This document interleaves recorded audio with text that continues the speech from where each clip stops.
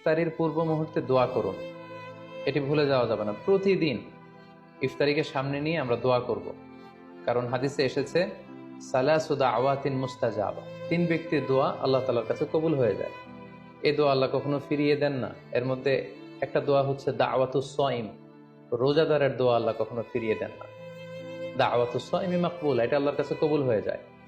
ঠিক ওই মুহূর্তটাতে আল্লাহ তাআলার সফট কর্নার খুব বেশি গ্রো করে, আল্লাহর রহমতের দরিয়ার মধ্যে একটা অভাবনীয় জোশ পড়ে যায়। আল্লাহ তাআলা এই দৃশ্যটাকে খুব দেখতে পছন্দ করে যে বান্দা সামনে খাবার নিয়ে বসে আছে, শরবত নিয়ে, পানীয় নিয়ে বসে আছে, ক্ষুধায় তৃষ্ণায় সে জর্জরিত, সে চাইলেই সামনে থেকে নিয়ে মুখে তুলে খাবারটা খেতে পারে, কিন্তু সে আমার ভয়ে খাচ্ছে না।